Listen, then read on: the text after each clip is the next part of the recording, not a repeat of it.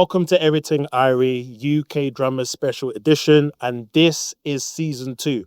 On this podcast, we will be talking to drummers who have made an impact in gospel and secular. Some have played for world-renowned artists, some are even artists themselves. Today, I have a special guest with me. He has been highly requested to get this drummer. He has played for the likes of Eliza Doolittle, Olly Murs, Emile Sande, Ashanti, Little Mix, Ronny Wood from the Rolling Stones, and he has played for The Voice and is the current drummer for Ed Sheran. Please put your hands together for Dexter, the Captain Hercules. Come on! The captain. And I'm going to explain why. But first, good to be here. Thank you so much, man, for coming and taking the time out your busy schedule. I know you just come off tour as well, so I know you've got a lot of responsibilities and things to catch up on. So yeah, man, we're here at your studio in London, man, and I want to just say from one drummer to another, from one brother to another, thank you for everything that you've done for the UK scene, man. Literally, you have taken the UK drumming scene to a level that we've never seen before. Honestly, when I think about, because I've been there, but not there, you know what I mean? Like, when I think about 20 years ago, like, when we had, like, Spanky and Ronny Wood, when we had the Shed. When I think about the levels from then to where it is now, it's a big difference. And I think you're the person who has really led the charge on moving things forward. Thank you. Because if you ask people in different countries, name some drummers in the UK, you're going to be mentioned. We're going to be mentioned, honestly. And if there was like a competition between other countries of like drummers, you're on the front line, bro. You are on the front line, bro. You read, you can play chops, a mean groove. You read, you do everything, man. Like in terms of as a full package as a drummer, you've got that. And what you've done for the UK scene has been phenomenal. So I've got to big you up, man, and just give my flowers, man. I've got to give my flowers, man. Thank you very much, man. I don't even know what to say. We can end the interview there. Man, no. Thank you, man. Listen, like a lot of hard work, but like it's just that's God, man. That's God. Of course, man. Blessings, man. Thank you. All good, man. And you know what? A lot of people have been saying, when are you getting Dexter? Get Dexter. I'm like, look, calm down. We're getting Dexter because there's no way we can do a drum podcast and not get you. It'll be wrong. It'll be absolutely wrong. And so of course you've done a lot of podcasts, a lot of drum podcasts, but there's their podcasts and there's Everyting Irie. So we're here, bro. We're here. So of course I want to try and avoid some of the obvious questions because I know you've said it a million times. However, I do have a lot of students and their parents watch the show. And so some of the parents want to know, okay, can you actually make a living out of doing this? Can you actually have a career in doing this? And you've had a stable career and made some good money from doing this. So, of course, I might have to ask some of the obvious questions. But I do want to go deep. So I hope you're ready, my brother. Yeah, I hope you're ready. Go. Yeah, so I want to kick it off from the start, man. So how did you get into drumming and why drums? And was that your first instrument? Okay, yeah, so why drums? I mean, I guess it's cliche, but drumming kind of chooses you. Do you know what I mean? But I've been playing as long as I can remember. My kind of earliest memories, childhood memories, are playing drums. 3 years old. Kind of the classic story, you know, my grandmother bought me a kit which I beat up, and then and that's kind of how it starts for a lot of people. Like a lot of babies, they want to tap, they want to make noise, and obviously I had a lot of energy as a kid, as a child, as a young man, just bare energy and that. So having an outlet like the drums was like one of the things that kept me focused because I couldn't really concentrate on a lot of stuff. So so having something like the drums was like the one thing that I used to like always lock into. Do you get what I'm saying? Of course, yeah. So been playing since I was 3 years old, and first instrument, yeah? Yeah, first instrument. Okay. First instrument, and literally been playing since I was 3. I was self-taught for a long time. And then as I kind of like started school and that kind of thing, I then got like formal lessons. Yeah. Going into secondary school, started learning like different genres and different styles and that kind of thing. So and then had some teachers, you know, I kind of started to do grades at like when I was in secondary school, but I never really fully went down the grading route. You did grades as well? Yeah. I didn't fully go. I mean, to be honest, I mean, I know you mentioned that I read and stuff like that. Like, I learned to read as an adult when I really should have learned to read when I was younger, but I just didn't really have the time and patience to do it. But obviously, that's another story for maybe later. But you know, when you are getting lessons in school, they try and teach you to read and that kind of thing. So I had some experience doing that, and then I used to play in church. I used to play in samba bands. I used to play in orchestras. I used to play in jazz bands, all when I was younger. So okay, yeah. Was there any like drummers you looked up to when you were younger, like, or growing up in church? Yeah, loads. I joined church. I didn't grow up in church. When I say didn't grow up in church, I mean I wasn't born into church. Yeah, so a lot of people are kind of like, you know, their parents were going, so they went. I kind of, the first 10, 11 years of my life, I didn't know about church. Do you get what I'm saying? And then my mum joined church, and therefore, obviously, I started going. Yeah. Even though my grandma, well, she was the one who bought me my kit. My nan had a church that was like in her house.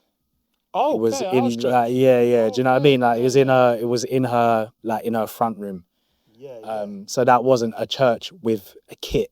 That was, so I'd always keep rhythm and stuff like that when I would go to her church, but that's like on the back of the hymn books and the Bibles and some chopsticks from Chinese. Do you get what I'm saying? Of course, yeah, man. So I didn't really get an opportunity to like see real drummers until like I said, like, you know, 11 kind of thing, which is it's kind of late compared to a lot of others. Yeah, a lot of others. Do you get what I'm saying? But yeah, I mean, I really kind of picked it up really quickly once I did start seeing drummers. And the church that my mum took me to was a church in southeast London in Lewisham called Lee, New Testament Church of God. Yep. So I went there, and then the first drummer I saw was a drummer called Steve Thomas, who was he was the man, and like I used to watch him every single Sunday, and then kind of started really getting into the church scene and gospel music. And I've had a lot of phases in my life where I've had to like almost force myself to get into a genre, because the music growing up in my house was it wasn't like drumming. It was, when I say it wasn't drumming, it wasn't like chopsy stuff. It wasn't it wasn't that like reggae and reggae. It was basically reggae and bashment. Like that was kind of what I grew up on. Do you get what I'm saying? Yeah, of course. Yeah. So like a lot of the music that was playing in my house was like dance hall and on the occasion it might be like a little bit of Whitney or a little bit of R&B and stuff like that. Of course, it was really kind of like reggae and dance hall and that kind of thing that was playing in my house until we started going church. And then all of a sudden, like these gospel records, like my mum started just listening to like loads of gospel stuff, and I'm like, oh my days, like this is sick. Like, so I'm starting to hear the drumming, and then I'm starting to pick up. So then with that, you know, I kind of started to watch the drummers in my church, and you know, kind of how that scene started to spread. You know what I mean? Yeah, because I was gonna say, all the times I've known you, I've never ever seen you drop off on the drums. Right, never. Did you ever get in trouble playing in church? I can't imagine you getting in trouble. Like, what are you gonna tell Dexter? Yeah, no, I used to Dexter, get you're off beat. What? I used to get hotted, bro. I used to get hotted, man. Yeah. But as you can see, I've got this lovely t-shirt here, as well as others. Tracksuit, jumpers, t-shirts, you name it. If you want to get yours, just go to www.kingsimagedesigns.co.uk. And if you want a discount, Just type Everyting Irie for a discount. Walk in love, walk in grace, walk in fashion. Peace. So that's stories. That's how you learn. That's how you learn. So like I said, there was Steve Thomas, the drummer, and he was the main drummer, you know what I mean? And then you know, my church, there was a lot of musicians. A lot of musicians have come through my church. But there was a group of us who kind of all came through at the same time, all around the same age. Yeah. Do you know what I mean? So we had one person playing keys, one person playing bass, do you know, that kind of thing. And then gradually, like the older musicians, so you had Steve, and then there was another Steve who played the bass. Yeah. And they started to like slowly step down and let us, like they gave us the keys, if you know what I mean. Of course. But we still had to earn, the keys. So like there would be some times where, you know how it goes, man, on a Sunday, where like you're waiting to play, you're only really gonna get a chance if somebody's late. Do you get what I'm saying? So like a couple of times, like maybe if Steve's running late, I might get like a little one song, and then you jump on, and then Steve might go and play keys. Okay. So then when he would play keys, obviously he's watching me, but he's watching me from a drummer's perspective. So if I'm rushing or anything, like he'd always like he'd do that, or it'd be like, yo, chill. Pull it back. Yeah, do you get what I'm saying? Or it'd be like, oh, like you're doing too much or whatnot. So, and you know, and I had you know, also like just good there was great singers there at my church as well. Yeah, of course. Yeah. So, you know, they used to keep me in check as well. My mum sang in the worship team as well. So that was great. And then I went to 2 different churches when I was younger. So the first church I went to was Lee Church, and I went to another church called Bethesda, which was a great church for musicians. That was like, you know, a lot more professional musicians who were like, you know, doing it world class, you know what I mean? So I got a lot of lessons from a lot of good musicians growing up. So it shaped you to who you are now. Yeah, loads of different influences, man, like especially being from South London as well. There's like loads of drummers in my school. I went to school with Daniel John. Yes. And Yusuf Days. We all went to school together as well. So we used to be like playing drums like at lunchtime, we'd be shedding and stuff like that. Jesus. And then I grew up with Ginger. Yes. Jonathan Ginger Hampton. Ginger, man. Big on my boy, but he lives 5 minutes away from me.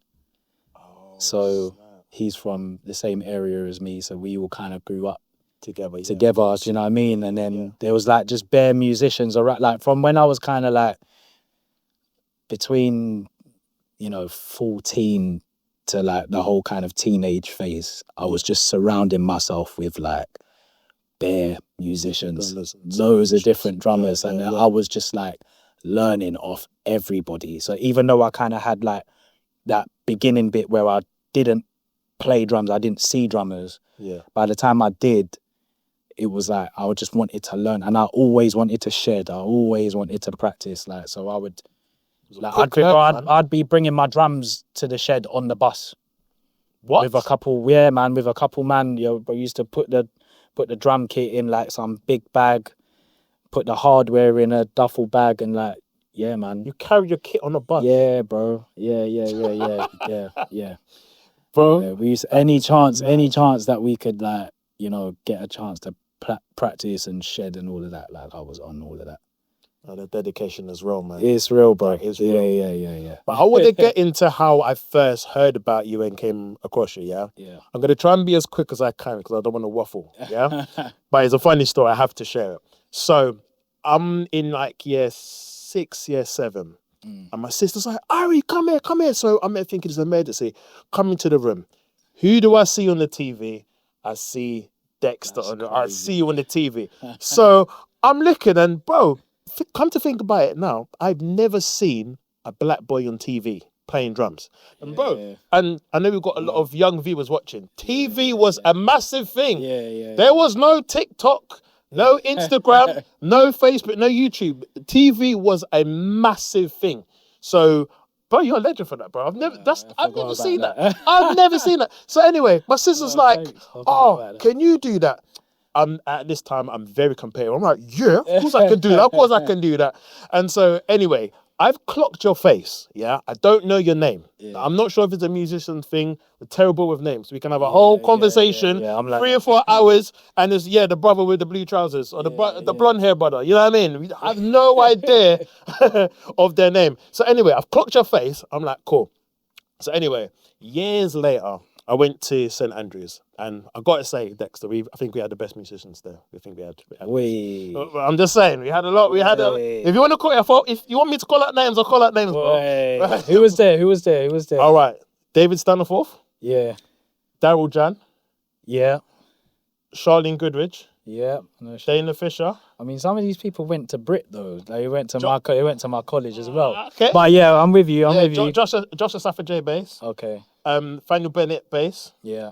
Andre Fisher drum. Yeah. Shout out to Andre, man. Yeah. So we're gonna get into that. So anyway, I must have been 11 at this time. Yeah. And so anyway, let me backtrack. I wanted to be a rapper.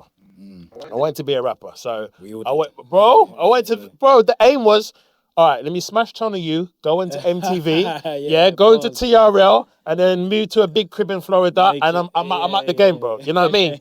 Then my teacher showed me Tony Royster, changed my life, bro. And Andre Fisher as well. Andre Fisher gave me a hard time in school, very hard time. So anyway, shout out to Andre, man, and his brother Dane, who plays for Jess Glynn, and Uncle John, he was a legendary drummer back in the day. Yeah. But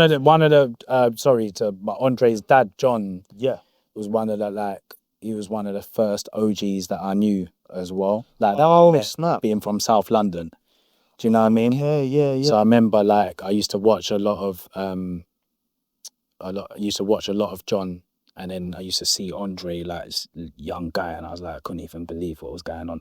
He's definitely a child prodigy. Like, I've never seen a young you clap a drum like that. Yeah, man. It was scary. School was scary. It was scary. And so, of course, I'm like, can this younger be playing drums like that? No. So, bro, when I saw Andre, I stepped my game up. And when I saw Tony Royster, I stepped my game up. So I was actually getting better on the drums, So hear this. So Andre didn't live too far from me, and so when we got to school, we kind of meet around the same time. I never forget this. It was a Monday, walking up the hill, and we was like, "Oh yeah, how's your weekend been and whatever?" And I'm not sure if you had a New Tea convention or if you had a New Tea clinic or something. All Andre kept going on about was, "Oh, Dexter killed it. Oh, Dexter.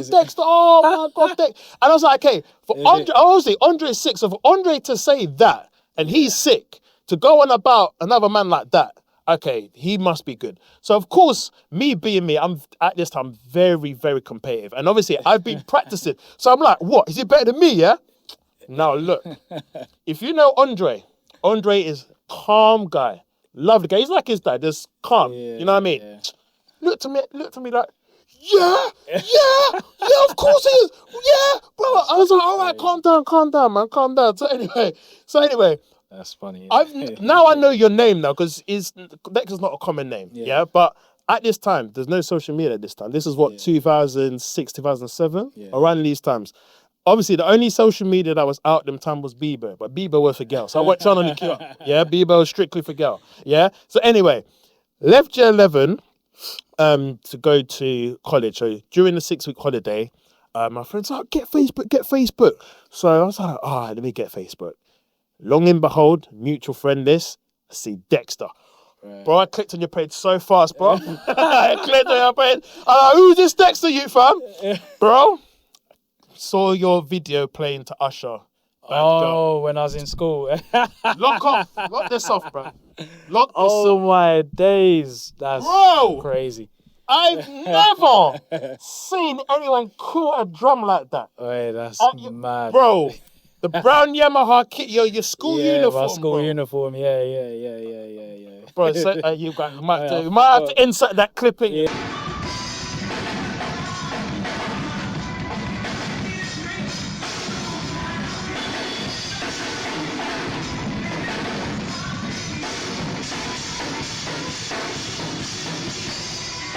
Bro, that was scary. And I'm like, That's mad. Bro. So I want to ask, what was your practice routine like when you were younger? At Because that time, YouTube weren't. Oh, No, there wasn't So YouTube then. what was your practice routine like that? Yeah, I Because mean, how I are you playing remember like that, bro? at that time. I think that clip might have been when I was in year 10 or year 11. I think. And I used to watch Bear, Tony, Royster. Yeah. I used to watch a lot of Tony Royster, a lot of Dennis Chambers, a lot of Gerald Haywood, and a lot of Aaron Spears, and a lot of John Blackwell at that time, because he plays like that, but he did a lot of lefty stuff. I'm left-handed. Yeah. But yeah, I was heavy on the Aaron Spears. You know, rest in peace. Yeah, rest in peace, shout man. outs. Yeah, man. You know, but I was heavy in the Aaron Spears phase at that time. Hence why I was playing to an Usher song. Hey, right. And yeah, like, listen, at that time I didn't really have a practice routine as such. It was just enjoying playing at that time.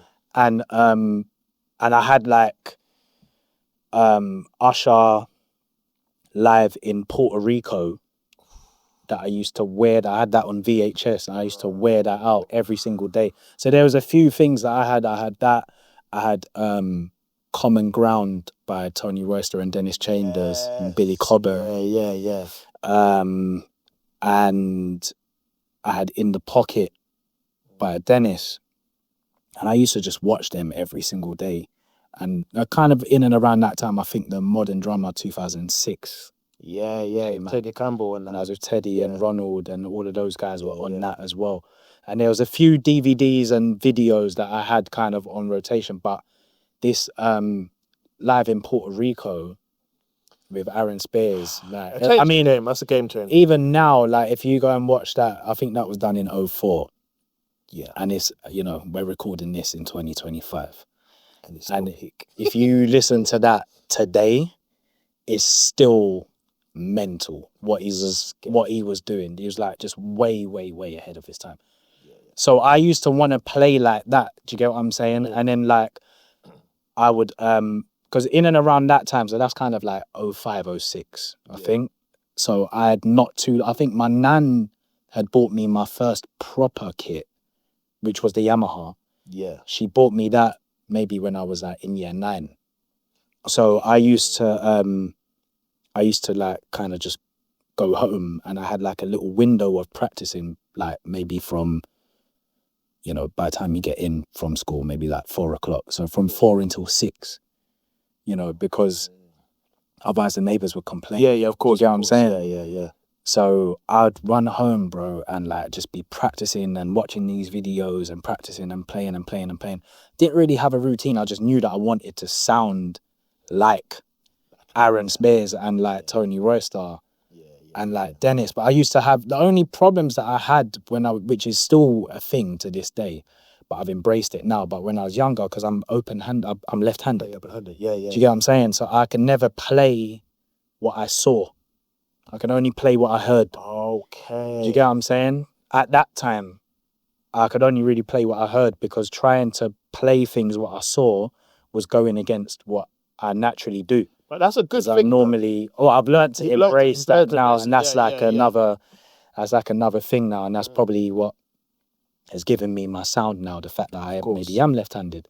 But at the time, I'm like watching all of these guys do this, and I'm like, how are they doing that? Because they're starting with their right, and I don't start with my right, I start with my left.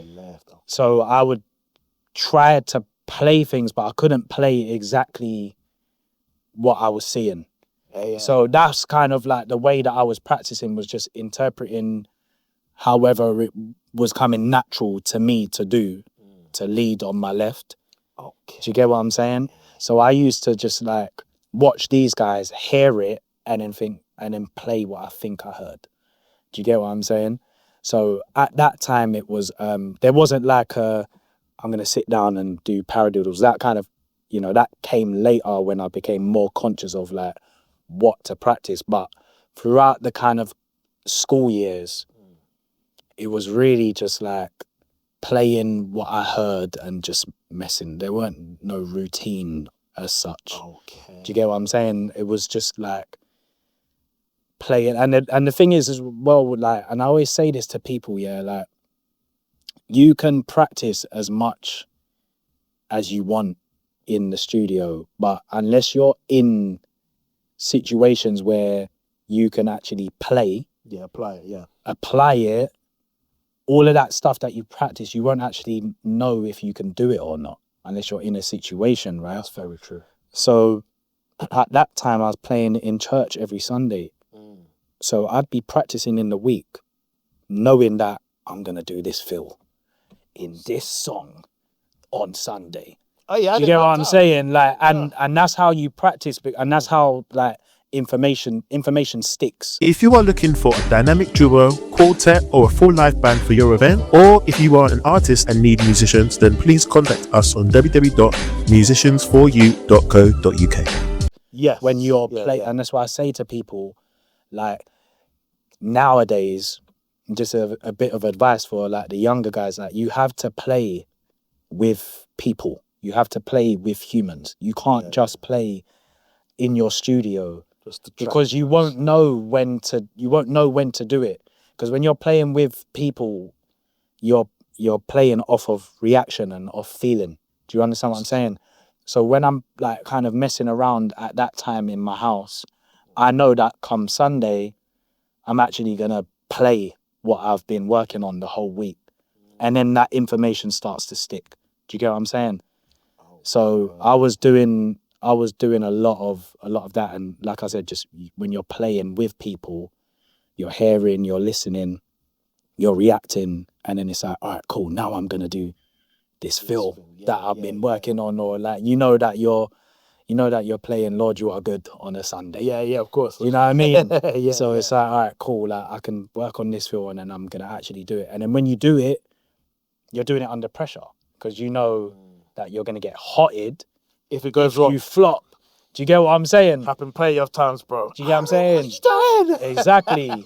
So like that's how you know that information sticks. Yeah. When you're like, all right, cool. Like you ever play and you're thinking, boy, I could do a fill here, but I'm nervous. I don't. Do you know what I mean? So when you're actually playing with people and you're like, do you know what? I'm going for it, man. I'm just gonna do it. Just have to do it, man. Do you get what I'm saying? Of course. And that's when the information starts to stick, and then it just becomes part of you. And I used to just do like, I used to just try and do the craziest stuff and then pull it off. Do you get what I'm saying? And try again, even if I messed it up, like I'm like, try it again. I was like, okay, after the second verse, let me try it. Let me try it again. Yeah. Do you get what I'm saying? So that was kind of my thought process at that time. So I want to get into a question. Young Drummer of the Year. Tell us about that experience. Yeah, so that was probably like really, well, it was one of the bigger things that I did that I guess kind of put me on the map to people maybe outside of church. Yeah. Do you get what I'm saying? Because when I was younger, obviously I was playing, you know, when you start to play in church, you start to play for choirs and worship groups and praise and worship groups and stuff like that. So I was doing a lot of that stuff. And like I said, I was playing in like a lot of like samba bands and stuff like that. I was doing a lot of that every weekend. And then I heard about this competition. I can't remember who told me, but I also used to buy like even now, bro, I'm still like, bro, I know everything about drums, bro. Like I'm a drum neek, bro. I had like all the magazines, I had every drummer magazine, every rhythm magazine, every modern drummer magazine. I had them all. So I might have saw the advert for Young Drummer of the Year in one of them magazines. And I just thought, boy, like, let me apply for it. And I did. And I did it when I was 14, 15 and 16. Oh, it was 3 years? I did 3 years, yeah, and I never won it. Man. But do you think, though, it's helped you to be the drummer who you are today? Because with competitions, it can either make you or break you. So, it could, you know what I mean? So for you, do you feel like, you know what, maybe I needed that to Yeah, obviously, like Or- at the time, it was like, oh my gosh, I didn't win. But every single time I learned something new. Do you get what I'm saying? So like even like prior to that, I didn't know how to solo. I didn't know how to play like for drummers. Playing for drummers and playing in a band are like two different things. And now like I've done like a lot of clinics and so I do a lot of that kind of thing where like you have to play for drummers and knowing how to solo and perform as Dexter, just the drummer. Do you get what I'm saying? Yeah. It was different to Dexter in the band or the session guy. So I didn't know how to solo. It taught me just how to adapt. I didn't know anything about like dynamics. I didn't really know about technique. I didn't know how to be a showman, almost all of these kind of things. So I learned it, and then every year that I didn't win it, I was like, oh, next year, man, I'm gonna come back and I'm gonna win this thing, blood. Do you get what I'm saying? And then, but the amount of practice that I put in to come back was more than, because I felt like I had something to work towards. It wasn't just like, it wasn't like, oh, I just want to get better because I want to be better than I was yesterday. It was like, no, like I want to win this competition. I want to be number one. Do you get what I'm saying? Yeah. So with that, it kind of gave me like a different kind of hunger. Do you get what I'm saying? I learned a lot from doing that competition. I met a lot of people, and a lot of people started to know who I was. I was in magazines, and a lot of things still came from that. That's how I did like the TV stuff that you may have seen me on. So even if you didn't win it, there was still a lot of perks that came from being in that competition at the time. So yeah, like a lot of the TV stuff that I did was kind of from being in that competition. Yeah. Okay, are some of them still around today, or What's that?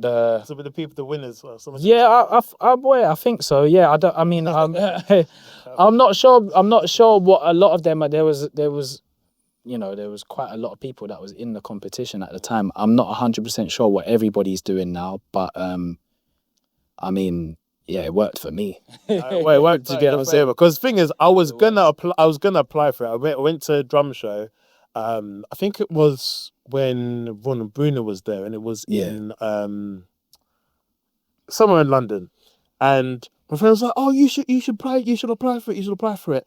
And I was like, "Nah, I'm not too sure." And then I heard you wasn't. I said, "Nah, it's right." Do you know what? No, it was nerve-wracking, man. But honestly, if I didn't do that, I wouldn't know how to do a lot of things. Yeah. So like I said, man, like just playing dynamic. Like when you even really learn how to like solo and express yourself, and how to play it like in that kind of setting, in a competition setting. Yeah. It's different. Like you don't just sit down and just start playing a groove. Like you learn how to do your dynamics and tell a story. I had no idea how to do all of that stuff. Do you get what I'm saying? So I had to learn, man. Yeah. So I want to go into a question. Yeah. So some people may assume that you got into the industry straight away. So I want to kind of talk a little bit of life at the moment. Yeah. So did you get straight into the industry? Was you doing anything before you dived into the music industry? Like, I was a Christmas temp at so I left college. And then I was a Christmas temp for a little while. Basically, like I left college and my plan was to go to Berkeley. yeah. I'd got into Berkeley at the time.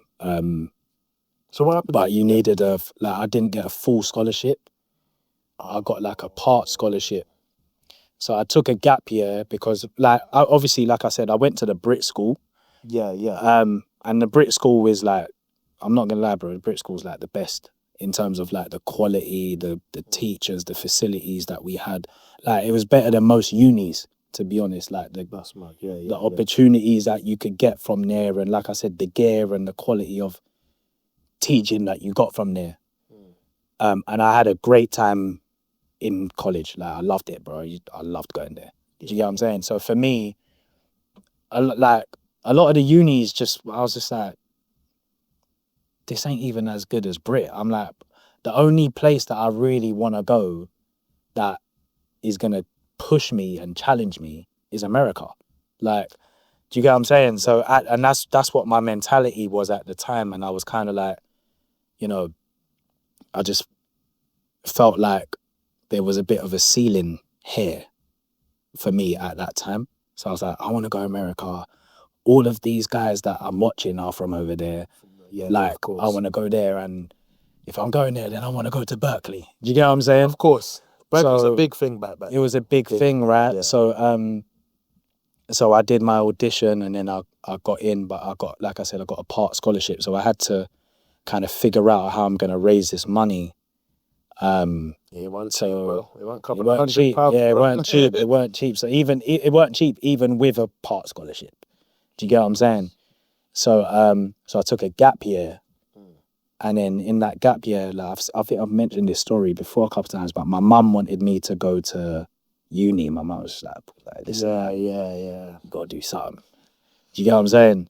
So yeah, she wanted me to go to uni, and I was like, all right, cool. I'll take just give me 1 year. Like, I'll take a gap year. I'll raise the money. Do you get me? So then I got my little Christmas temp job, and then I was there, and then they kept me on, and then basically, like, so if that was from the December after, they've kept me on until around the April or so, and then I got a phone call from somebody who said, yo, we're going on the road for like a month. You can do this like function residency in Cyprus. And I was like, yeah, like, this is sick.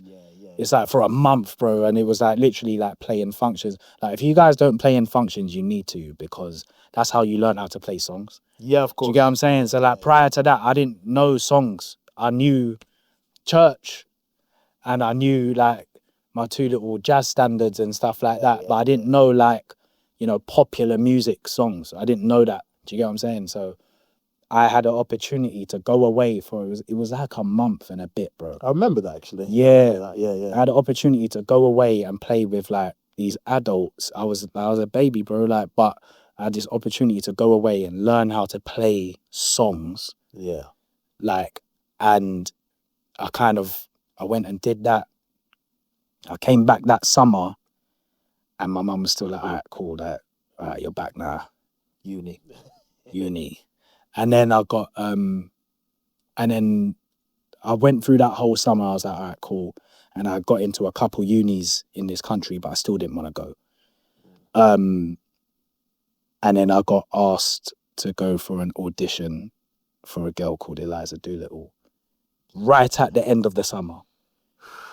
And it was, I swear, it was literally at the end of the summer. So it was like, either I get this gig or I'm going uni, innit? Do you get what I'm saying? So audition? Yeah, it was an audition. So it was like 3 songs or something like that, and there was quite a few drummers that were doing it at the time. But anyway, like, I was determined. Do you get what I'm saying? I was determined, man. But listen, like, it wasn't that it was like mad complicated music or anything like that, but it was just my time. Do you get what I'm saying? It was just my time, and I got that gig, and from that moment, it's literally like my career's just snowballed. So going from there, yeah, so, you know, like, I guess really kind of it wasn't straight after leaving college, but it wasn't long after leaving. Yeah. Do you know what I mean? So it wasn't too long. But everybody's career is different, you know what I mean? Like, just because it happened for me in that way doesn't mean It can happen for someone that else. not everybody's gonna roll out of college and go straight into work. Some people went to uni. I was very close to going to uni. And then, by the way, because I got that gig, I ended up not going to Berkeley, because I was just like, I'm doing it now. Do you get what I'm saying? Yeah, of course. So like, it was either. So did you know from that point, like, I can actually do this as a career now? Yeah. I mean, like, listen, man. I college. I don't need uni. That I can do this thing. Yeah, I'll be honest with you. Like, I didn't have any plan B. Like, from when I knew that being a professional musician was a thing, that was it. Do you get what I'm saying? So like, even I just really kind of like coasted through school, and like, I didn't really care. Do you know what I mean? Because I was like, bro, I'm gonna be playing drums. I'm gonna be a drummer anyway. Like, do you get what I'm saying? So that was kind of my mentality. but definitely from that point, and then what was happening is like I was doing that gig. I was traveling to America a lot when I was playing with her anyway. So I was like, oh, like I'm doing what I would want to do had I have gone to Berkeley anyway. Yeah. Do you get what I'm saying? So it was like you can either learn on the job or learn before the job and then get the job and still have to learn. I was like, do you know what? I'm here now. You might as well. Yeah, You saved yourself thousands of pounds. Do you get what I'm saying? Yeah. Money, man. You know, and like, would it have been good to go? Yeah, probably, but I would have come out and wanted to be a professional musician anyway. Do you get what I'm saying? Yeah, so yeah. I kind of just took being in the field, and that was my way in. And then once you get one gig, you know, people start to Right. I've got to be very honest with you, Dexter. I have to be very honest. Please right? So, I was watching. Like I said, I've been around. I've been here, but not there. Yeah, and I'm not sure if it was your first drum clinic. Yeah, but it was at New T the Rock. New T the Rock. Oh, okay, yeah, in Birmingham. Yeah. Had your brown Yamaha kit, and I heard you playing, and I was like, this is not the Dexter I know, because obviously I've seen you play with a lot of gospel artists, and New Year with Matthew and TC, ABC, you know what I mean? So I've seen your season. So there's a particular way that there's a style of drumming that I've seen you play. I was like, this is Dexter's playing. You know what I mean? I've used to like the blaze and drop. So I'm seeing it now. I'm just like, this is not the Dexter I know. Like, what's going on? And I didn't get it at the time. I'm not gonna lie. So I can hear a lot of like fusion, a lot of influence like with like Thomas Pridgeon and stuff. Where you know what I mean. But in my head, I'm still in gospel chops mode. You know what I mean? That's the box that I was in. So hearing you play now and thinking about what you were doing, I'm like, it makes so much sense. I'm like, that's so funny. I used to get that a lot. I used to get that. For me, it's like a caterpillar moving into a butterfly. So now you're just gone. But I didn't get it at the time. Of course, when I say like you've always just been well ahead of the game. Yeah. So I just want to ask, did you change your style because you were bored of gospel? Because you've done gospel for a while. Yeah, do you know what? You were bored and like, you know what, let me try something different. So it's like I mentioned it earlier. I had a feeling that you might ask something like that, but I mentioned it earlier of like, I kind of gone through like these different phases in it. So like I said, I didn't grow up on gospel. I had to learn that. I had to really teach myself that. Yeah. And then when I went to college, and this is kind of in and around the time, between secondary school and college. Yeah. This is around the time when I started doing Young Drum of the Year competition. Yeah. So like I said, I had to like learn how to solo and do all of these things. So when I'm learning how to solo now, like the gospel drummers weren't doing that. I wasn't, all the things that I had like grown up seeing, you know, and like, you know, I love the gospel guys, but you just didn't see them just playing an open solo. They were playing grooves and chops, which was the thing at the time. But I now need to prepare for like this competition, and I can't go into this competition just doing because I'm not going to win the competition by doing that. Do you understand what I'm saying? So I then met a drummer who's one of my best friends now, who was my mentor at the time, and that's Julian Brown. Yes. Yeah. Yes. So big shout outs to Julian. Yes, big ups, man. Now I met Julian when I was 14, which was the first Young Drum of the Year. And Julian was the first drummer to really kind of be like, I love what you're doing, but have you ever listened to Vinny and Steve Gadd and Omar Hakim, and have you really listened to Dennis, and have you listened to Tony Williams, and have you listened to Billy Cobham? I'm like, who are these guys, bro? Do you get what I'm saying? Yeah. I had no idea, because all I knew was Aaron and Marvin McQuitty and Gerald Hayward. I didn't know about this stuff. And like I said, this stuff wasn't playing in my house. So Julian he really like took me under his wing, right? And he took me to go and get a laptop. And then Julian had like thousands of songs on his laptop.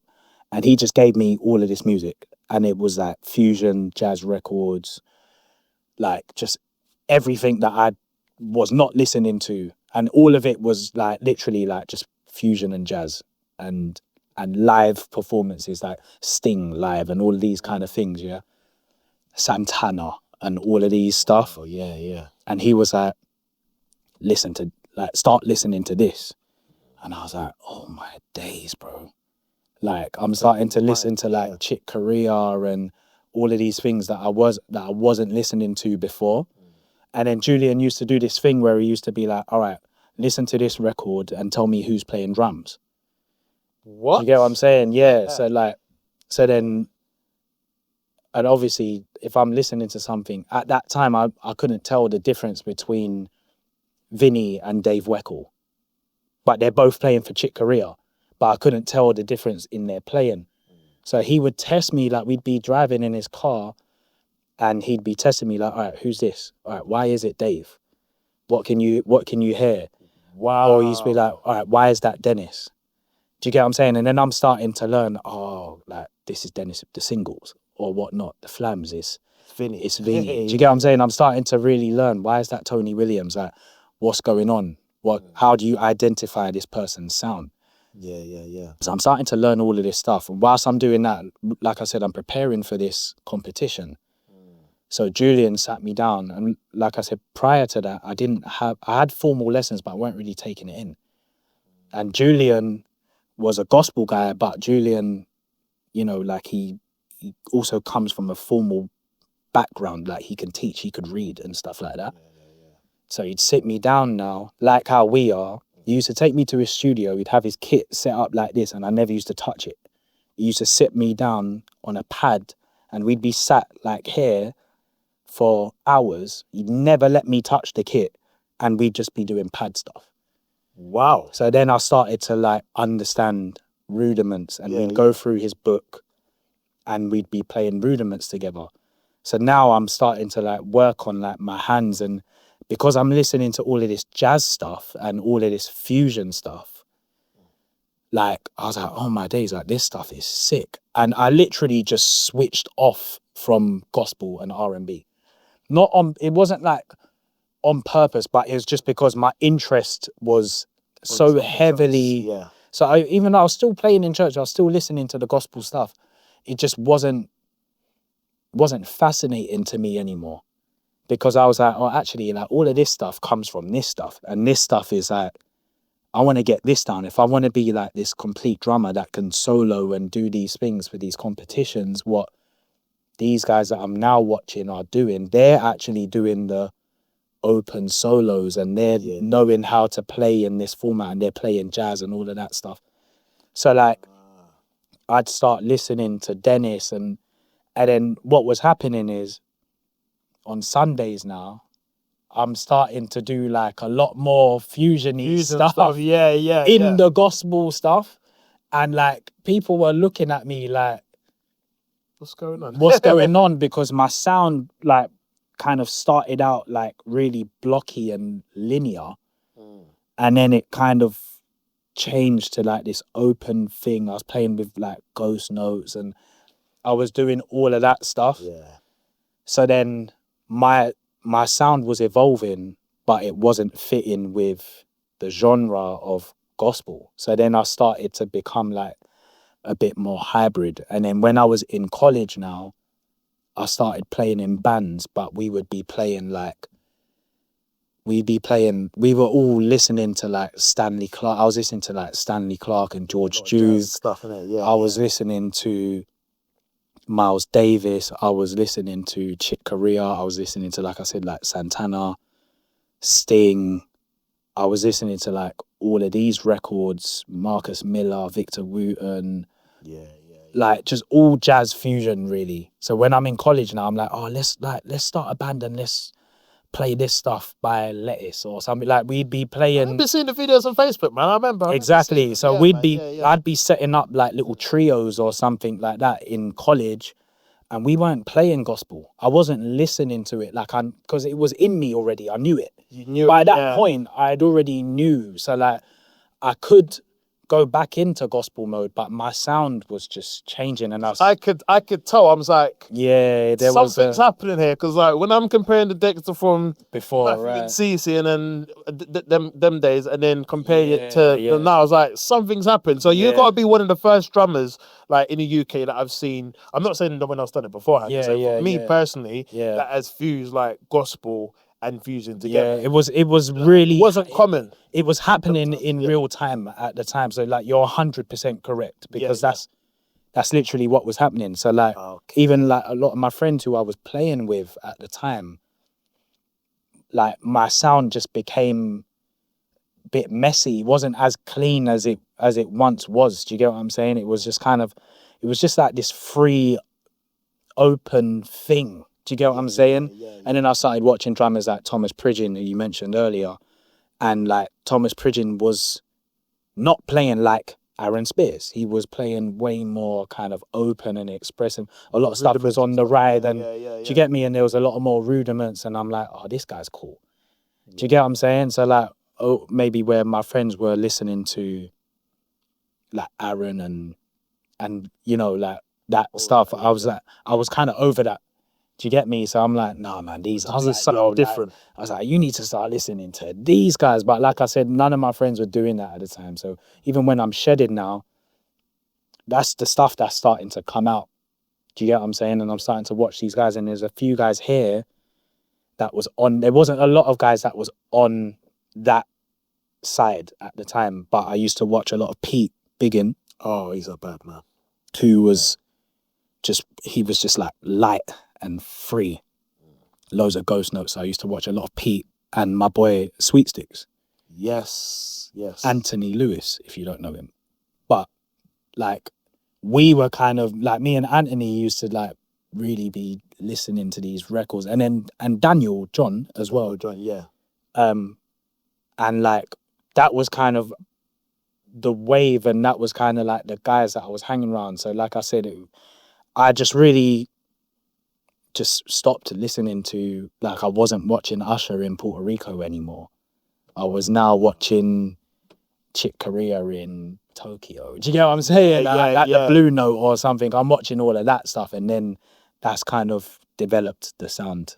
Of course. So is that how you got into, when you got into playing for like Ronny Wood? How did that even come about? Because looking at it from outside, it's like, this is so random. Like, how did that come across? Because that's a big gig. Did you even know who Ronny Wood was? I didn't. But funny enough, like because I mentioned it earlier, this is why I tell people to do function gigs. Because I met Ronny playing a function gig. I was playing a function gig at a private members club that he was a member at. Was it the Arts Club? Oh, okay. Yeah. So so I was playing at this function that I used to do every week, and one week he happened to be there. I didn't know who he was, but everybody was making like this big scene that somebody was there. And I didn't grow up on the Rolling Stones. Like, I grew up on Butcher Banton and Beanie Man. I didn't grow up on that stuff. Do you get what I'm saying? Of course, that wasn't playing in my house, so that I didn't really know what was. It wasn't a thing to me. No, of course, do you get what I'm saying? Yeah. But I played this function gig and it went really, really well. And then afterwards, he calls me over and he took my number, and then I didn't hear from him for a year. We had like a little exchange and that. And he's like, oh, like one day I'm going to give you a shout. And I didn't hear from him for like a year. And a year later, he calls me and he's like, I've got, a couple gigs coming up at the Albert Hall. Would you like to join me? And I'm like, yeah. And then obviously now by that point, when I'd got his number, I realized who he was. Do you get what I'm saying? Like, and I kind of went down that rabbit hole. And then the stuff that we were playing with him was like all blues. It was like blues and like rock and roll. And that's kind of like, that's when I learned how to like shuffle and like do that kind of stuff. We was playing like Chuck Berry and all of that kind of stuff. So like to play that stuff and even to play with him, I had to loosen my playing even more because it wasn't like to do all like the mad tight. Well, do you know gospel chops? You gotta be doing, do you get what I'm saying? Do that, bro. So that's kind of how I learned how to play that style, and everything was loose and like just kind of had a little bit more old school to my playing with these guys. And but he's incredible, man. Playing with, he's a great friend now, actually. Do you know what I mean? But so obviously I've done loads of research now on his areas and who he is and all of the people in and around that time. So I know a lot about that stuff because I've played a lot of that stuff and even played some Stone stuff with him and some of the other Stones as well. So I've kind of like, really went down that rabbit hole. So when I go into something, I'm really like locking. Do you know what I'm saying? Of course, you have to. You have to be locked in, man. So I got a question. So what are some things that you learned earlier in your career where you're like, okay, I can't do this now. Like, this can't fly now. Like, you learned from early, like, yo, I can't do that. What are you talking, like musically? Either musically or just, whether it's like to tag on to what I was just saying, just like musically, there were some things that I started to forbid myself. There were some chops that I was like, I'm never playing that chop again, because I wanted to stop repeating myself. Do you get what I'm saying? So like, to answer that question in a musical sense, there'll be like, I remember clearly like doing certain gigs, like, and I was like, all right, I've done that chop now. I ain't playing that again. Like, I need to evolve. So like, I would test myself to like always play something new in a certain part of a certain song. If you're getting a solo, like, don't repeat yourself now. Don't be comfortable. So like, there were things that I would learn to do that. I learned how to learn songs really efficiently and really well, really early on, which has been kind of like probably one of the biggest helps. In my career, learning, like, see, when you guys learn songs, like a lot of people like learn what they think it is and don't learn what the actual pattern is. Do you get what I'm saying? Like, there's a difference. Do you get what I'm saying? So I learned how to do that. Like, I remember doing gigs and like with OGs and them kind of saying like, yo, like, you didn't really learn. You just got by because it sounded good, but it's not what the record is. And you know, like, you can't just rely on being a natural, because that can ruin you. Do you get what I'm saying? Like, like, everyone's good, everyone can play, but you can't just rely on like, man's good, man. Like, we do this in church. Do you get what I'm saying? Like, you can't rely on that, like, that kind of attitude, that mentality of like, just because we do this every week on a Sunday. Like, when it comes to actually learning songs and learning styles, like, you see, like, especially coming from the background that we come from, when you play gospel is the most beautiful music ever. It's the most beautiful music ever, but it's also probably one of the genres that has a lot of different genres in it. A lot of boxes. Do you get what I'm saying? So you've got gospel music that you're playing rock. You got gospel where you're playing like R&B. Do you get what I'm saying? You got gospel where you're playing like blues or Latin. So because of that, you end up kind of just thinking, I know how to play Latin, or I know how to play rock. Because the gospel versions. Do you get what I'm saying? Yeah. And that's not to take anything away, because like I said, I grew up in it, so I understand it. But what happens is when you get into the professional world and they actually want you to play like you're playing with the Rolling Stones, you can't play like you're playing with the Rolling Stones how you would play in Hillsong. Do you get what I'm saying? Because they're two different. They're two different. It's two different fields. Two different worlds, man. Yeah. So when I learn how to learn things quickly. Efficiently and properly. So these are a lot of like lessons that I had to, and I every lesson I've learned the hard way. By the way, do you get what I'm saying? Like I've had to learn bare stuff the hard way because that's the only way that you learn, innit? You kind of just learn by feeling shame or getting hotted. Do you get what I'm saying? That's how I learned how to read music. I learned how to read music by feeling embarrassed in a session. I was gonna get into that. I was like, you know what I'm saying? Like, all right, as we're here now, give us some stories where he's like, okay, this is a challenge, but you know what? I'm gonna push through. Like, Yeah, that was the when I did a session for a film. Yeah. And I got asked to do it, and they said, look, there's a chart, and I was just like, oh, do you know what? Like, I can't read in it. But it was a big film, and I was just like, I'll learn the song in it. Do you get what I'm saying? And you go into a session, with a chart, and especially for a film, first of all, time is money. So you can't really be wasting time making mistakes and having to go back to the top of the song. Do you get what I'm saying? Yeah. That's why we have charts, so you can read it down and just play what you see, and then we can get in and get out. Yeah. Do you get what I'm saying? So you get into a session and they put the chart in front of you, and I'm like, bro, let's just go first verse, innit? Like, not letter A, bar Yeah. bar 10. Like, just take me. So you didn't know none of the notes at all? Did like? No, I know it you was- said earlier that you. I was read doing, beats. yeah, so when I was doing like little bits when I was in school, or doing little bits with Julian, but as I kind of started to become a session musician, I wasn't doing sessions where I was reading. Yeah. So all of the information that I had when I was younger, it didn't stick. Okay. Do you get what I'm saying? Because I wasn't asked to do stuff like that. Do you get what I'm saying? Yeah. So then, yeah, I do this session, and basically, like, I got through it, but I got through it off my instinct. Do you get what I'm saying? And my ears, and I'd learnt the song. But you know, when you're playing for a film, and if you're like in the session that I was in, they have the scene that you're playing.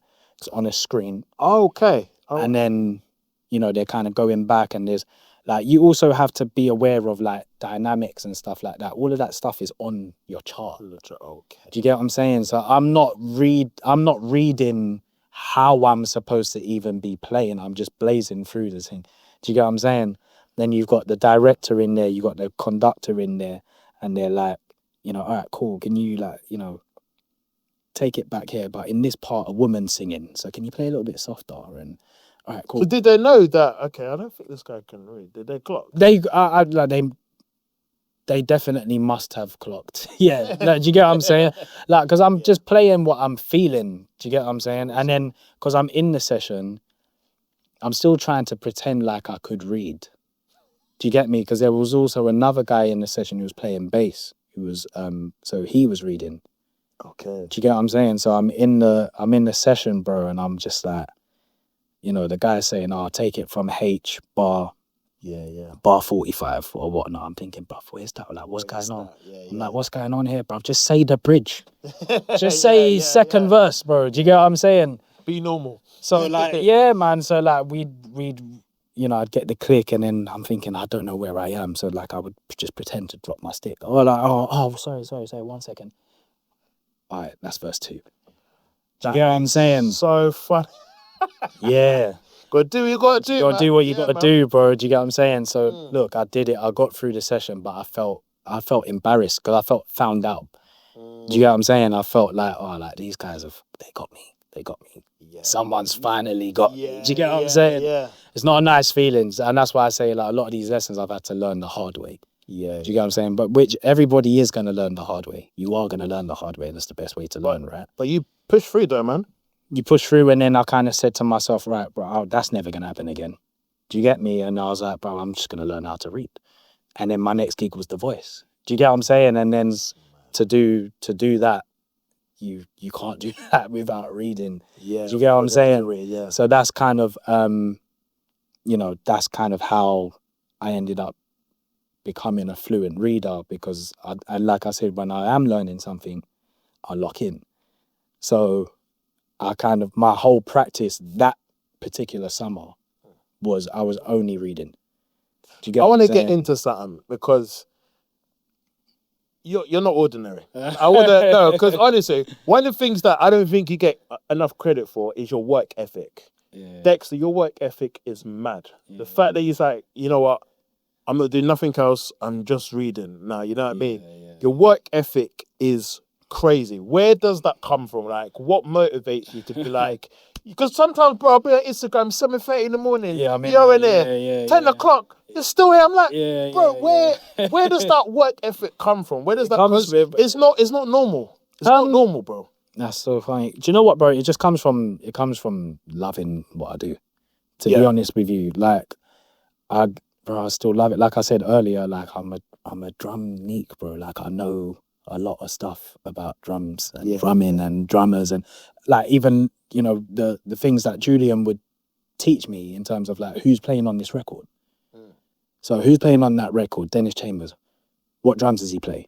Oh, he plays Pearl, Zildjian, Evans, Zildjian sticks. Like I'd start to like know exactly who plays what and all of that stuff. So I really would like proper lock in and get into it. But it genuinely comes from the work ethic is something I think is something that you kind of just either have or you don't. Some people just work harder than other people, but we all have ability. Like, do you get what I'm saying? But for me, I just always want to play. Do you get what I'm saying? Like when we finish now, you're going to be playing. I'm going to be playing. Do you get what I'm saying? Yeah. And there's people that have worked harder than me, bro. Do you get what I'm saying? But I just try to like make sure that I'm always on it. And, you know, even if I go like a couple days without playing, like, I get agitated at home. Like you need to play. I need to always play. Yeah, because the thing is, credit to you, because the thing is, you've accomplished a lot. You've done a lot. And it's easy for you to be comfortable because you can be like, you know what? I've toured, I've played with Ronny Wood, I've read, like, you know what I mean? You can easily be comfortable, but you're always motivated to be like, man. I need to play, I need to get better. So I'm like, where is that coming from? Because there's a lot to do, though. There's a lot. There's a lot to do. Do you get what I'm saying? Like, you number one, you can always be better, of course. But there's just also like so much things to do. There's so much. I mean, like I think the thing that's like kept me working is like the versatility. Yes. That's always been the thing that's kept me working. That's like, I'm blessed with that. So like if I'm not playing with Ed, then maybe I'm doing the voice, or I'm playing with Ashanti, or I'm playing with Ronny Wood, or I'm playing in church, or I'm playing a jazz thing. Like it's always different things. And like a lot of people maybe get called for just to do pop stuff, or do you get what I'm saying? So like I always say to people, like, if you know how to do like loads of different things, like the bare minimum, you'll always work. And if it's not that, then I might be doing a clinic, or I might be in here giving lessons, teaching, or, you know, like it could be anything. You're playing on a film and you're doing orchestra, you're reading. Like I can do all of these different things, but a lot of the time, like I said, that when I have to learn something, that's just always been my mentality, to kind of just like lock in and like really like take it seriously when I do. Do you get what I'm saying? So like practice is something that like you can't stop. And then if you're not practicing, then like I might be producing, bro. I might be writing a song or something. Like I'm always doing. There's always something to do. There's always a better version of yourself that you can be. Do you know what I mean? Of course. So my question, I got another question.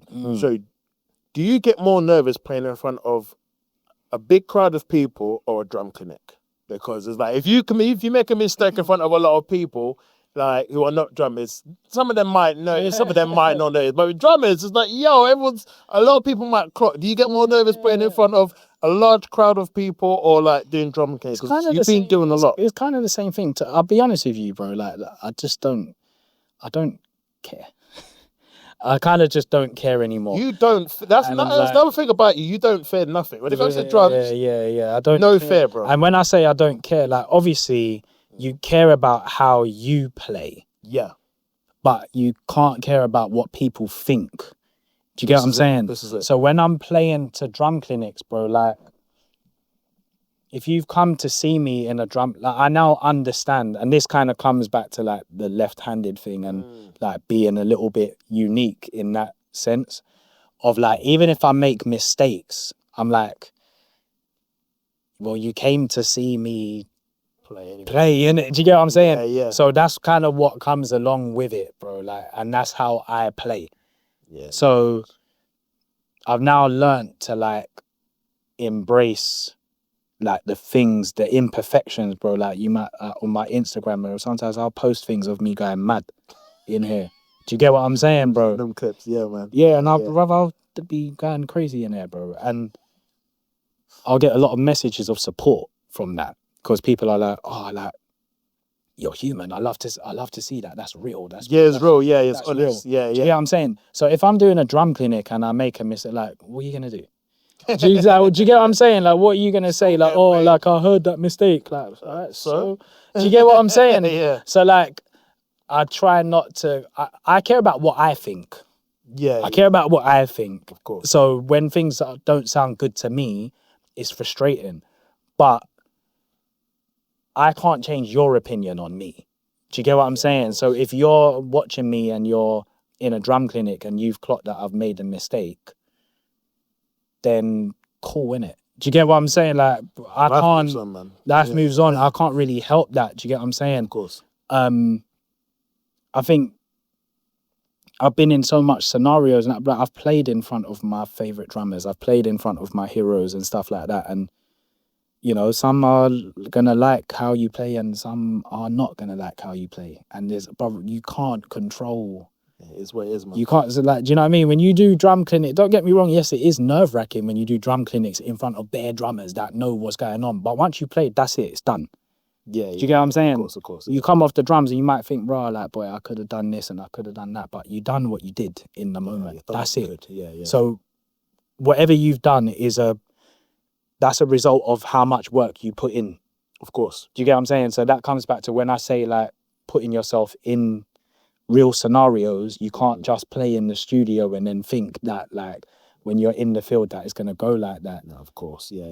You've just got to put it in, and then whatever you've put in is gonna come out in it. Do you get what I'm saying? So whether I'm playing in a stadium to thousands of people that don't know what chop I've done, or I'm playing to a whole bunch of drummers that do know what chop I've just done. Of course, yeah. I can't allow it to affect like how I'm feeling. Do you get what I'm saying? Yeah. So like when I say I don't care, like it is what it play is, and bro. move on, Like, man. do you It get is what what I'm it is, saying? man. Like it is what it is, and that's I say that to people because like you can't watch others, man. Like, you know what I mean? I go through phases, even though when I'm practicing, I go through phases where I'm like watching other drummers, but then I'll go through phases where I'll just like come off my phone and just play whatever I can do. Yeah, you get what I'm saying? Of course. Yeah. All right, I've got one more question before we move into our segment. Yeah. What advice would you give to young Dexter? I'd probably say, I don't know, man. I would say like enjoy it, but I have enjoyed it. It's been great. Yeah. Probably I wish that I'd maybe embraced the mistakes earlier, actually, and embraced the imperfections earlier. It took me a long time to kind of get to a point where I was just like, do you know what? I don't actually care about impressing you or like. So you put a lot of pressure on yourself. Yeah, I did. Like when I was young, because I just like I just wanted to be the best, bro. Like I was like, I had like a bit of a beast mentality of like, even though like I grew up with, you know, so much amazing drama. I grew up with people like better than me, bro. But I wanted to be him. Do you get what I'm saying? Yeah. And then when you chase that, and then like you chase that, but then you find that like your kind of validation comes from what people say. Do you get what I'm saying? Yeah. And like I kind of struggled with that for a long time when I was younger. Like does he think I'm good? Like, what do they think, man? Do they know? Do they know about, man? Do you get what I'm saying? Like, do you get what I'm saying? But really and truly, bro, like it can't come from it. It can't come from that. Do you get what I'm saying? So like, I would tell young Dexter to stop caring. Like, don't care, bro. Like, just you're you, man. Like, people will love you or they won't love you regardless, bro. You're gonna have some people that hate on you, and you're gonna have some people that think you're the best thing since sliced bread. And whatever's in between is in between. So I'll probably say to Dexter, like, just care a little bit less. I like that, man. You know what I mean? Yeah, man. So we are gonna be moving on to the Irie segment, all right? Come on. So I want you to name me 5 CDs or DVDs that has impacted your life. Gosh. They don't have to be drum related, but there's 5 CDs or DVDs that has greatly impacted your life. Well, my favorite album is Confessions. Usher. Yeah. Yeah, of course. Fred Hammond, Pages of Life, Chapter 3. Yes. That was probably the drumming, the gospel, you know. Alan Holdsworth, Secrets. Who? Alan Holdsworth, Secrets. That's with Vinny. Okay. Vinny on. It's an old album. Yeah. But that was probably that was like, yeah, fusion. Do you get what I'm saying? Yeah. Are we saying like albums or artists? Anything, man. Albums There's a CD or or DVD. Yeah. But one of them got to be drum related. But you said the Vinny one, so that's fine. Yeah. So yeah, I mean they're all like, because like, listen, man, the Fred Hammond one. The Fred Hammond one is with Marvin McQuitty on drum. That was like, he was like the first gospel drummer that I just couldn't even believe what was going on, bro. That was crazy. And then obviously like the Usher one which was the Aaron Spears phase, but I just loved Usher's music at the time. So I guess they're all drum related. Alan Holdsworth with Vinny. Two more. Oh God, you put me on the spot there, bro. Albums, I can't think what. More DVDs, bro. Albums, all right, yeah. I'll go DVDs because, well, actually, no. Do you know what? I'd probably say that Bedlam and Goliath with the Mars Volta with Thomas Pridgeon. Because that was like that was kind of signaled like another change for me. Yeah. Do you get what I'm saying? So like that whole album. And then like, I don't know, bro, like maybe like a Kano album or something, bro. Like just something that I was like kind of just grew up. Like Boy in the Corner, Yeah, bro. man. Do you get what I'm saying? Like that, because that was like a different, that was just like a different, like, bro, I love that album. That was like a different time for me. It wasn't it's not drum related, but it's kind of like, do you get what I'm saying? No, It's like a different 100%. thing. Is that 5? Yeah. That's 5, bro. That's 5. All right, That's cool. 5. All right. So we're moving into a segment, all right? And guys, do not get offended, all right? Don't get offended. Do not get offended. It's just a game, all right? So I've got a list of artists, yeah? Some of them are random, yeah? And I want you to tell me what UK drummer you would put on. Now, if the artist I pick just so happens to be from the UK and you want to keep them on, Yeah. you can keep them on, Okay, cool. all right? This is an interesting game. Okay, all right. So, you know what? You're Dexter. We do 6. We do 6 as your Dexter. Cool. right. Cool. I love you all. What UK drummer you get for Coldplay? What UK drummer would I get for Coldplay? Has to be UK drummer. What UK drummer would you get for Coldplay? Ginge. Yeah. Yeah. All right. What UK drummer would you get for ABBA?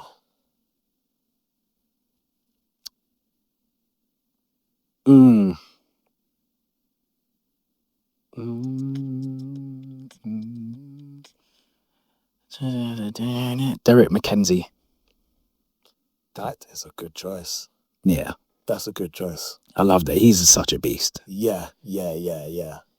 Sting. Oof. What UK drummer are you getting for Sting? Pete Biggin. That makes a lot of sense. You'd sound amazing on that. That makes a lot of sense. Yeah. Snarky Puppy. Snarky. Ooh. Snarky. UK drummer. Gosh, I'm on the spot here. I feel like I'm already forgetting people. I'm trying to think of my friends. I asked it to someone and someone said you. Somebody said me. I think I asked it to Vic Fairway, I think. Is it? And I think, yeah, so yeah. Can't remember who you asked. When Snarky Puppy came up, they said, yeah, Dexter. Is it? Okay, yeah. I'll take that. Can I do that one? Go on then. Yeah, because I can't think of anybody off the top of my head, so I'd love to do that one. That makes sense. All right, 2 more. All right, Jill Scott. I have a feeling who you're going to say, but... Jill Scott. Ooh.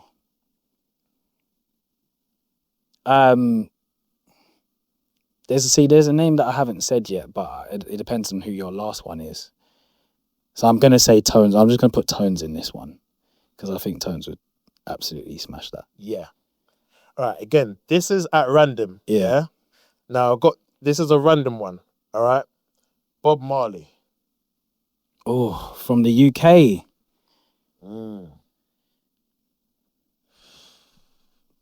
Bob. From the UK. Gareth. Gareth Brown. Yeah. That makes sense. All right. Yeah. Shout out to Gareth. Yeah, man. That's a very good choice. Yeah. I was like, who are you gonna pick? Yeah. You're gonna spot that one. That's why I was like, yeah. Gareth, man. That's That's his vibe, man. That's his vibe. 100%. And now with I feel like I left a lot of people out there, but I'll probably remember. I'll probably remember it a little bit later. Yeah, don't be offended. So we've got a new segment that we've added in, and I want you just to name me one person from the UK that you don't feel gets enough love, or you feel like, you know what, they need a shout out, man. Tones. 100%. Tones is my boy. Like 100%. If you know Tones, his name is. Should I give his government name? The Go people on. name. Yeah. Nathaniel Fuller. Yes. Madman. Madman. He's one of my best friends, but he's just insane.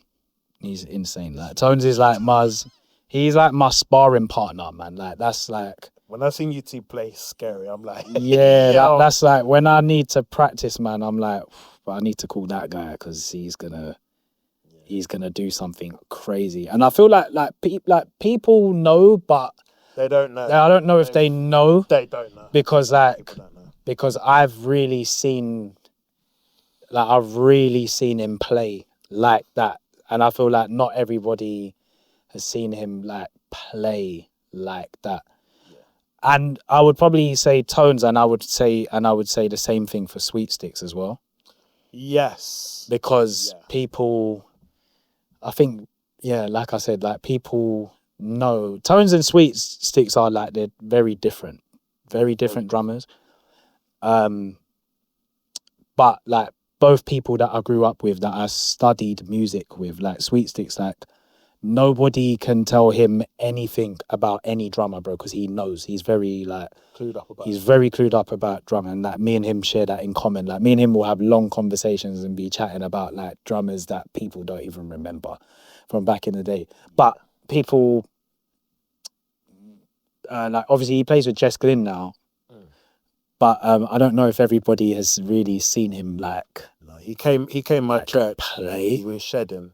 It was peak. Yeah. Like it's so he can play. Don't get it twisted. I know he's playing the pop stuff. Don't get it twisted. Yeah. Sweet Sticks can clap a drum. Yeah, it's a long day, man. So like, I'd probably say them two. Like I said, like people know, but I don't think that they have like. When you see people in like a different setting. Yeah. Do you get what I'm saying? Like, when you really see them getting down, like, shedding and, like, the ideas and the knowledge, and you speak to them, Do you get what I'm saying? Like I said, somebody like Sweet Six has got a lot of knowledge on the music industry and just music in general. And Tones actually like is the complete opposite. Don't know nothing. He doesn't know. It's just like it's so annoying. jarring, bro. Like It's he's so the annoying. complete opposite of like everything that I've said that I am today. Tones is the opposite, but he's just naturally like just he can just. Do you get what I'm saying? Like he don't can make just sense sit to me. down and just do it. Do you get what I mean? He's just a natural, man. He's crazy, bro. That's natural, man. Shout out to them too, man. Shout out to them, man. Sweet Sticks and Tones. But Dexter, man, thank you so much for your time, man. Thank Okay, you, yeah, man. thank you for having me, bro. It's been great. Bro, it's been an experience, man. Like, learned a lot. And I hope you lot have learned a lot as well, man. Like, man. there were some gems that he was given. So I hope you picked it up and learned, man. So, man, until the next episode, please like and subscribe if you haven't already. And I'll see you on the next episode. Peace.